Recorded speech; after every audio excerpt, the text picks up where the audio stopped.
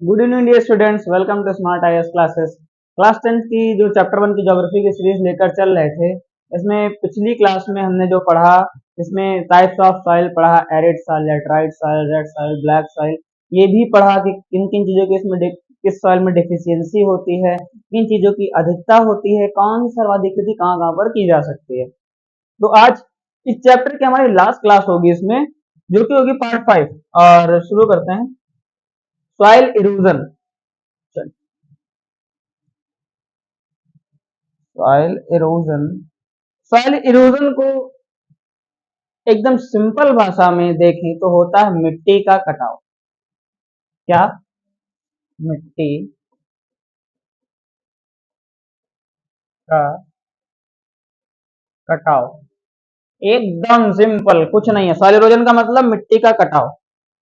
पहले तो हमने देखा सॉइल क्या होती, upper most layer of the earth, जिसको बोलते हैं क्रस्ट, वही सॉइल होती है ना। सॉइल कैसे बनती है ये सब देख लिया था, पेरेंट बेड रॉक्स वगैरह पढ़ाए थे सारे, है ना, कि कहाँ कहाँ से मिट्टी बनती है। अब देखते हैं मिट्टी का कटाव क्या होता है। यही जब टॉप लेयर अपनी जगह से हटती है, अभी आगे डेफिनेशन में देखेंगे, तो उसी को बोल दिया जाता है सॉइल इरोजन या फिर मिट्टी का कटाव। चलिए नेक्स्ट स्लाइड बढ़ते हैं।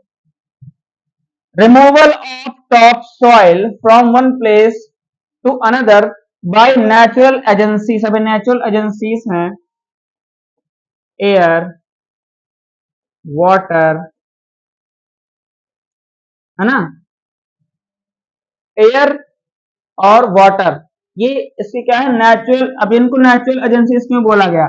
या तो हवा के द्वारा, या तो पानी के द्वारा, और दूसरा एक तीसरा फॉर्म और जो जिसमें जिसको आर्टिफिशियल बोल देते हैं, या फिर ह्यूमंस के द्वारा, जो ह्यूमन एक्टिविटीज के द्वारा भी क्या होता है, ह्यूमन एक्टिविटीज के द्वारा भी सॉइल इरोजन होता है। ह्यूमन एक्टिविटीज के द्वारा भी सॉइल इरोजन होता है। चलिए इन्हीं को बोला गया क्या, नेचुरल एजेंसीज में आएंगी एयर और water. Is called soil erosion, यानी कि टॉप सॉइल का हटना। टॉप सॉइल बताया था भाई क्या होता है, वही जो अर्थ क्रस्ट, इस टॉप सॉइल का हटना ही क्या कहला देता है, सॉइल इरोजन। क्या कहलाता है? सॉइल इरोजन या फिर मिट्टी का कटाव। चलिए, it is caused by running water and wind. हमने पहले ही बता दिया इसको, 2 पॉइंट, एयर और वाटर। या तो अब ये रनिंग वाटर और विंड क्यों बोला गया, यानी कि ऐसा नहीं कि पानी कहीं पर रखा हुआ तो उससे मिट्टी कटाव हो जाएगा, जमा हुआ पानी नहीं। जब पानी और हवा तेज बहाव के साथ मिट्टी के ऊपर जाएंगे तभी क्या होगा, मिट्टी का कटाव होगा। क्लियर? चलिए अब ये ह्यूमन एक्टिविटी का देखते हैं, जो कि है डिफॉरेस्टेशन। डिफॉरेस्टेशन मतलब जंगलों की कटाई, पेड़ों की कटाई नहीं, ध्यान दीजिएगा। डिफॉरेस्टेशन का मतलब जंगलों की कटाई होता है। जंगलों की कटाई, ओवर ग्रेजिंग, जो चरवाहे होते हैं, जो सेफर्स होते हैं, वो क्या करते हैं, जाकर पूरा का पूरा फील्ड, घास के मैदान ही साफ करवा देते हैं। ठीक, तो इसको बोलते हैं over grazing. And unscientific agricultural practices. Unscientific agricultural practices में जैसे एक एग्जांपल लेते हैं शिफ्टिंग कल्टीवेशन, जो कि ट्राइबल ग्रुप के द्वारा किया जाता था। अब शिफ्टिंग कल्टीवेशन में होता क्या था, ये एक जगह पर खेती नहीं करते थे रुक के। जैसे मान लो यहाँ पर पेड़ लगा है और जंगल लगा हुआ, जंगल को नष्ट करते थे। जंगल को नष्ट करने के बाद उसको जलाते थे, जलाने के बाद उसकी राख को एज अ फर्टिलाइजर यूज करते थे, उसमें एक दो प्रकार के फसल लगाते थे। और जैसे ही उस मिट्टी की फर्टिलिटी खत्म होती थी, क्या करते थे, उस जगह को छोड़कर दूसरी जगह पर यही एक्टिविटी करना शुरू कर देते थे, जिसके कारण क्या हुआ, धीरे धीरे कर जंगल समाप्त होने लगे। ये तो भला मनाइए, जब ब्रिटिश रूल आया उन्होंने शिफ्टिंग कल्टीवेशन को क्या कराया, खत्म कराया है। चलिए, practices are responsible for a large scale of soil erosion। तो कौन कौन सी चीज, डिफॉरेस्टेशन, ओवर ग्रेजिंग, यानी डिफॉरेस्टेशन मतलब जंगलों की कटाई, ओवर ग्रेजिंग अधिक मात्रा में घास के मैदान को चरा चरा कर साफ कर देना, अनसाइंटिफिक एग्रीकल्चरल प्रैक्टिसेस, यही सब क्या है, सॉइल इरोजन में रिस्पॉन्सिबल हैं। इतनी बात समझ में आई। चलिए, और जो सॉइल इरोजन होते हैं वो दो टाइप के हैं। कौन से हैं? दो टाइप के। तो हमारा गुली इरोजन, जिसमें गुलीस का निर्माण होता है, और शीट इरोजन। शीट इरोजन में शीट की शीट पूरी खिसक जाती है। बहुत सिंपल डेफिनेशन है, आगे देखते हैं। चलिए, गुली इरोजन क्या होता है, the rain water will move down on an uneven landscape. अब यहाँ पर जो नेचुरल एजेंट काम कर रहा है वो है वाटर। और कौन सा, रेन वाटर। जब रेन वाटर होता है क्या, जब अनइवन सरफेस पर, अनइवन सरफेस यानी कि पहाड़ी इलाकों की हिली एरियाज की बात कर रहे हैं, इसे क्या बोला गया इसको, uneven and scoops away the soil and form deep channels. क्या होता है, जैसे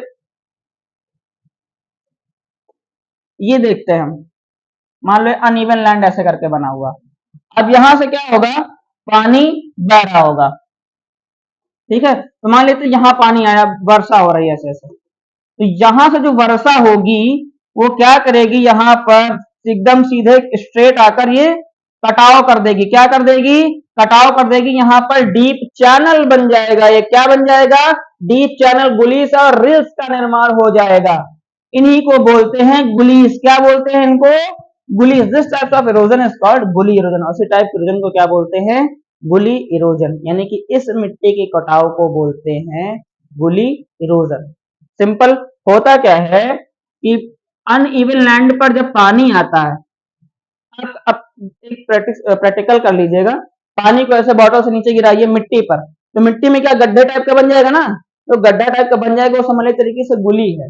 अब ये होता है क्या, बड़े पैमाने पर जब बारिश होती है और अनइवन लैंड सरफेस पर जब पानी सीधे से स्लोप के थ्रू जाता है, तो बना देता है पूरी नालिका टाइप में बना देता है। A land which is broken into many small parts. अभी जब बन जाता है, गुलीज बन जाती है, तो जो लैंड होता है, मान लीजिए ये बीच में गुली बन गई है, तो जो बचा हुआ आप जो लैंड होता है, मान लो यहाँ गुली बन गई, यहाँ मान लीजिए गुली बन गई है, ऐसे करके गुलीज बन गई, तो जो बचा हुआ पार्ट होता है वो बैड लैंड बन जाता है। क्या बन जाता है, बैड लैंड, यानी कि a bad land is unfit for cultivation and for other economic activities. Obvious सी बात है, जब एग्रीकल्चर नहीं होगा तो आगे की एक्टिविटीज कैसे हो पाएंगे, पॉसिबल ही नहीं है।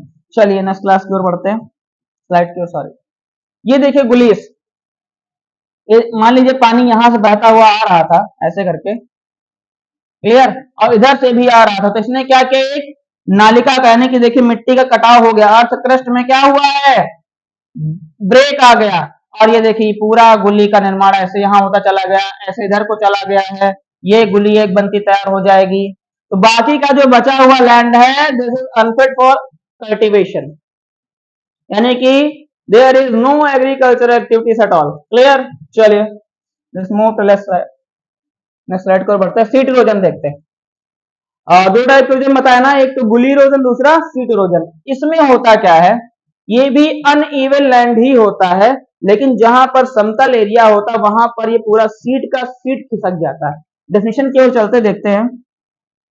Sometimes water flows as a sheet over large areas down a slope.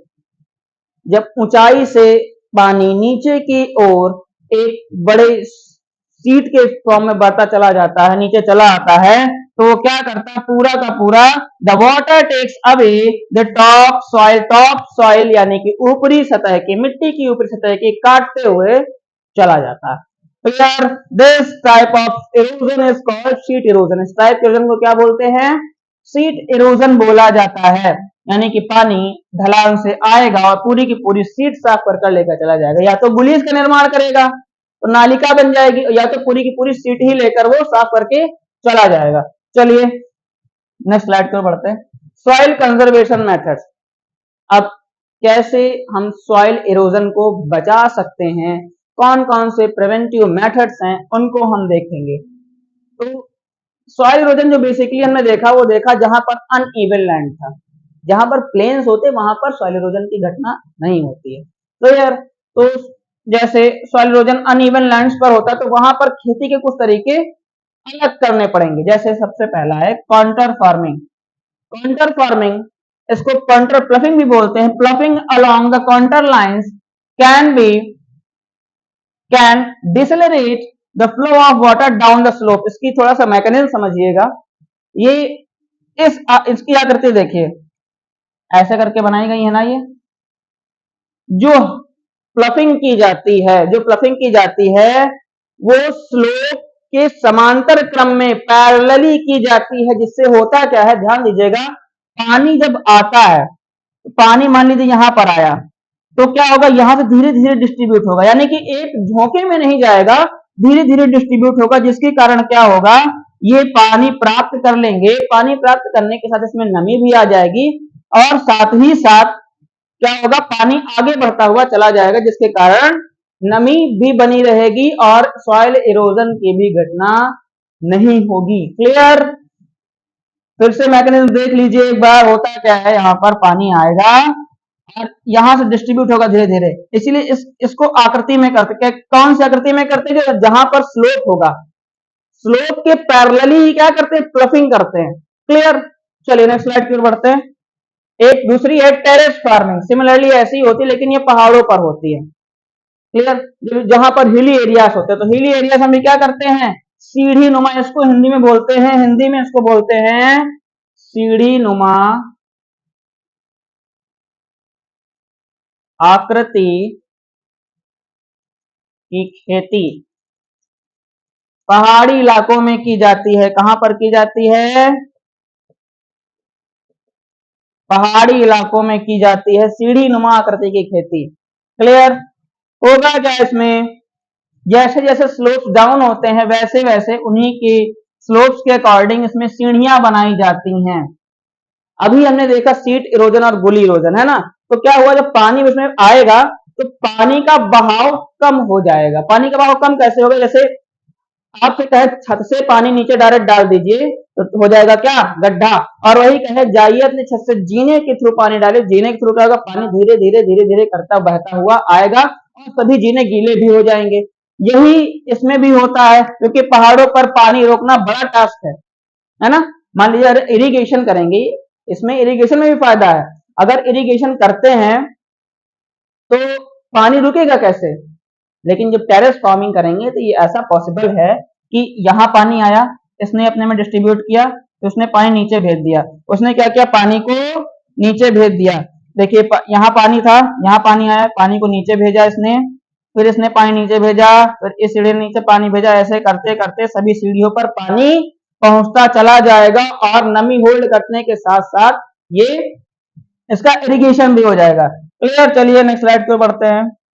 Strip cropping, strip अभी तक हमने जो देखा वो विंड के थ्रू देखा, अब देखते हैं, क्योंकि एक नेचुरल एजेंट जो विंड है, एक नेचुरल एजेंट जो विंड विद्यमान है हमारे एटमॉस्फेयर में, ये भी सॉइल इरोजन करता है। तो इसके लिए हम एक मेथड अपनाते हैं स्ट्रिप क्रॉपिंग का। ठीक है? स्ट्रिप क्रॉपिंग में क्या करते हैं, समांतर क्रम में स्ट्रिप्स बनाते हुए चलते हैं। क्या बनाते हुए चलते हैं, स्ट्रिप्स बनाते हुए चलते हैं। अब इस स्ट्रिप्स का फायदा क्या होता है, जैसे ये एक पूरी की पूरी स्ट्रिप क्या हुई, चलती हुई चली गई, तो बीच में यहाँ जो खाली गैप है इसके अंदर है घास, बीच में खाली मैदान में क्या है, इसमें घास लगी हुई है। ठीक है? अब जैसे मान लेते हैं हवा यहां से आती है, ठीक, हवा आएगी तो इसको डायरेक्ट इफेक्ट नहीं करेगी, पहले वाले को मान ली डायरेक्ट इफेक्ट की, अब ये क्या हुई, डिस्ट्रीब्यूट होती चली गई। क्या हुई, डिस्ट्रीब्यूट होती चली गई, जिससे क्या होगा, केवल फसल हिलेगी, मिट्टी में नुकसान नहीं आएगा, क्योंकि एक स्ट्रिप फसल की लगी है, दूसरे में घास लगी है, फिर एक स्ट्रिप फसल की लगी है और घास की लगी है। इसको बोलते हैं स्ट्रिप क्रॉपिंग। ठीक है? ये देखिए बीच में घास का मैदान छोड़ दिया गया, फिर स्ट्रिप क्रॉपिंग की गई, इससे क्या होगा, मिट्टी का कटाव नहीं होगा। इनके बीच में भी गैप है और ये देखिए बड़े बड़े गैप दे देते हैं बीच में। क्लियर? जिससे क्या होता है, नेचुरल एजेंट जो विंड है इसके द्वारा कटाव नहीं हो पाता है, क्योंकि जैसे हवा आएगी यहां पर रुक गई, डिस्ट्रीब्यूट हुई, फिर यहां हुई, आगे डिस्ट्रीब्यूट हुई, पूरी तरीके से हवा पास नहीं हो पाती। चलिए नेक्स्ट स्लाइड की ओर बढ़ते हैं। लास्ट जो हमारा है शेल्टर बेड्स, एक एक्टिविटी जो हमने ह्यूमन एक्टिविटी देखी, जिसमें बेसिकली जो हमने देखा था जिसको बोला गया डिफॉरेस्टेशन, डिफॉरेस्टेशन। क्लियर? इसको रोकने के लिए, अच्छा देखिए डिफॉरेस्टेशन की अगर कहानी हम देखें तो जंगलों को तो काटना पड़ेगा, क्योंकि ह्यूमन नीड्स बढ़ती चली जा रही है ना। अब ह्यूमन नीड्स बढ़ती चली जा रही हैं, जंगल कट रहे हैं, तो उसमें सीधा सा एक उपाय है कि जंगल लगा दें, यानी कि इसका अपोजिट काम कर दे, जो कि होता है क्या, एफॉरेस्टेशन।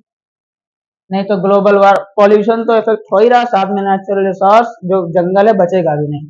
क्लियर? तो ये होती है शेल्टर बेड। शेल्टर बेड होती है जैसे एक प्लानिंग के थ्रू लगाई जाती है कि इतने पेड़ मतलब इतने लाख पेड़ इस रूट पे लगाए जाएंगे, इनको बोलते हैं शेल्टर बेल्ट। या नहीं कुछ लोग कहें चलो शेल्टर बेल्ट लगाते हैं, 50-60 पेड़ लेके लगा दिया और इनमें शेल्टर बेल्ट लग गई। नहीं, ऐसा नहीं होता। शेल्टर बेल्ट का मतलब होता है कि बड़े पैमाने पर प्लान किए जाते हैं और लगभग 4 लाख 5 लाख पौधे ऐसे करके पौधे ये लगाए जाते हैं और एक सीधी रेखा में लगाए जाते हैं। जैसे मान लेते हैं ये प्लांटिंग ऐसे हो रही है, ये प्लांट यहाँ लगा ऐसे करके, मतलब पूरी की पूरी ये क्या होगी, इस बेल्ट में पेड़ लगे होंगे। क्लियर? इसको बोलते हैं शेल्टर बेल्ट। और यही हमारी आज की लास्ट क्लास थी। यहीं पर हम इस क्लास को रोकते हैं। सारी चीजें पढ़ भी ली, सॉइल इरोजन के प्रिवेंशन भी पढ़ लिए, और इसके बाद जो सीरीज लेकर आएंगे वो क्लास 11th की चैप्टर फर्स्ट की ज्योग्राफी की पहली सीरीज होगी, क्योंकि क्लास 11th में 2 बुक्स हैं। तो पहली बुक पहले पार्ट का पहला चैप्टर लेकर आएंगे। तब तक के लिए इस क्लास को देखते रहिए और हिट लाइक सब्सक्राइब, और तब तक के लिए शुक्रिया, धन्यवाद। चलिए मिलते हैं नेक्स्ट क्लास में।